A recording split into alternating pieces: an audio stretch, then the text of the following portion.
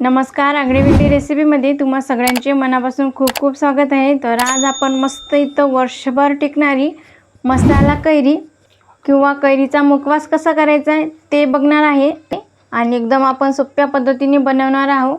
मस्त ही कैरी चटकदार, चविष्ट, आंबट, गोड, तिखट चवीचा हा मुखवास येतो आणि वर्षभर आपण याला स्टोअर करू शकतो हवाबंद डब्यामध्ये आणि मस्त असा कुरकुरीत देखील लागतो। तर व्हिडिओमध्ये भरपूर साऱ्या अशा टिप्स आहेत, त्या तुम्ही फॉलो करा म्हणजे तुमचाही कैरीचा मुखवास छान या प्रकारे असा मस्त कुरकुरीत होईल। हे बघा, मस्त असं कुरकुरीत झाला आहे आणि आवाजही छान येतो। व्हिडिओ शेवटपर्यंत बघा, कुठे स्किप करू नका म्हणजे मग तुम्हाला रेसिपी पटकन अशी समजेल आणि खूप सोप्या पद्धतीने बनवता येईल। चला तर मग पटकन रेसिपीकडे वळूया। पण त्या अगोदर जर तुम्ही चॅनलवर जर नवीन असाल तर पटकन सबस्क्राइब करा आणि त्याचबरोबर बेल आयकॉन हिट करून ऑल सिलेक्ट करा। चला तर मग झटकीपट रेसिपी आहे, पटकन रेसिपीकडे वळूया। तर बघा, इथे मी अर्धा किलो कैरी घेतली आहे। ही कलमी कैरी आहे, फारशी अशी आंबट नसते। तर मुखवास बनवण्यासाठी इथे मी कलमी कैरीचाच वापर केला आहे। तुम्ही गावरान कैरीसुद्धा घेऊ शकता, ती चवीला अशी खूप आंबट असते, ती घेतली तरी चालेल। सगळ्यात आधी ही कैऱ्या मी व्यवस्थित 2-3 वेळा पाण्याने धुवून घेतल्या आणि छान अशा कोरड्या करून घेतल्या आहे। यातील पाणी संपूर्ण असं पुसून घेतलं। आता आपल्याला याची साल काढून घ्यायची आहे। अशाच पद्धतीने दोन्ही कैऱ्यावरची साल काढून घ्यायची आहे। बघा, इथे मी दोन्ही कैऱ्याची साल काढून घेतली आहे। आता आपल्याला हे कैरी छान अशी लांब लांब पातळ कापून घ्यायची आहे। या पद्धतीने जितकं शक्य असेल तितकं अशी पातळ कापून घ्यायची। बघा, अशी पातळ काप करून घ्यायची याची। या पद्धतीने याचप्रमाणे सगळी कैरी अशी पातळ कापून घ्यायची। बघा, इथे मी दोन्ही कैऱ्या अशा लांब लांब उभे पातळ काप करून घेतले। आता यामध्ये आपल्याला लागणारं साहित्यसुद्धा बघूया। तर बघा, इथं 2 चमचे मी पिठी साखर घेतली, चवीनुसार मीठ घेतलं, अर्धा चमचा हळद, 1 चमचा लाल तिखट, 1 चमचा जिरेपूड आणि 1 चमचा मिरेपूड। तर आता हे सगळं मिश्रण आपल्याला यामध्ये घालायचं आहे। सर्वात आधी जिरेपूड, मिरेपूड, लाल तिखट, हळद, चवीनुसार मीठ आणि साखर हे सुद्धा यामध्ये घालून घ्यायची। आता हे मिश्रण व्यवस्थित मिक्स करून घ्यायचं।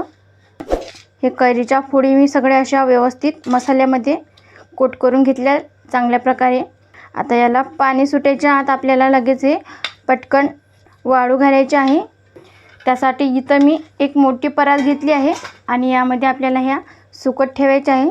पण लक्षात ठेवा, अशा लांब लांब सुकत घालायच्या जेणेकरून याला पाणी सुटणार नाही। या पद्धतीने अशा बघा, इथं कैरीच्या सगळ्या अशा फोडी मी परातमध्ये छान अशा लांब लांब सुकवण्यासाठी ठेवल्या आहे। आता आपल्याला ही परात उन्हामध्ये ठेवायची आहे। तर आता ह्या कैरीच्या फोडी आपल्याला उन्हामध्ये 3 दिवस वाळवून घ्यायचे आहे। आता 3 दिवसानंतर आपण भेटूया। बघा, इथे 3 दिवस झाले आहे। कैरीचे हे काप मी छान व्यवस्थित असे 3 दिवस उन्हामध्ये कळकळीत वाळवून घेतले आहे। बघा, 3 दिवस छान चांगल्या प्रकारे हे सुकून घेतले। तर असेच सुकून घ्यायचे आहे, यामध्ये ओलसरपणा नको, तर कडकडीत वाळवून घ्यायचे, तरच ते वर्षभर आरामात टिकतात। तर इथं आपले चटपटीत अशी मसाला कैरी बनवून तयार आहे किंवा मग याला मुखवास असेही म्हणतात।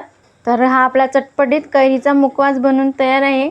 तर साठवणीची मसाला कैरी असं सुद्धा याला म्हणतात। तर तुम्ही हवाबंद डब्यामध्ये स्टोअर करून वर्षभर ठेवू शकता, अजिबात खराब होत नाही। फक्त एका गोष्टीची काळजी घ्यावी लागेल, ही काप छान असे उन्हामध्ये 3 दिवस कळकळीत सुकून घ्यायचे। थोडासाही ओलसरपणा असला कैरीचा हा मुखवास लवकर खराब होईल, त्यासाठी कडकडीत ऊन द्यायचं त्याला। तर इथं मसाला कैरीचा मुखवास बनवून तयार आहे आणि चटपटीत असा लागतो। बघताच क्षणी तुमच्या तोंडाला देखील पाणी सुटेल। एकदा नक्की ही रेसिपी तुम्ही ट्राय करून बघा, तुम्हाला खूप आवडेल। मस्त सोप्या पद्धतीने बनवलेली आहे। कमेंटमध्ये सांगायला विसरू नका की रेसिपी कशी झाली ते। जर तुम्हाला आजचा हा व्हिडिओ आवडला असेल तर लाईक करा, जास्तीत जास्त तुमच्या फ्रेंड फॅमिलीसोबत शेअर करा। तसेच आगळीवेगळी रेसिपीला सबस्क्राईब करायला विसरू नका आणि त्याचबरोबर बेल आयकॉन हिट करून ऑल सिलेक्ट करा, जेणेकरून मी छान छान रेसिपी अपलोड करते त्याचे नोटिफिकेशन तुम्हाला येऊन जाईल। आज वेळात वेळ काढून तुम्ही ही संपूर्ण रेसिपी बघितल्याबद्दल तुम्हा सगळ्यांचे मनापासून खूप खूप धन्यवाद। अशी छान छान रेसिपी तुम्ही सुद्धा बनवून खात जा। भेटूया नेक्स्ट व्हिडिओमध्ये।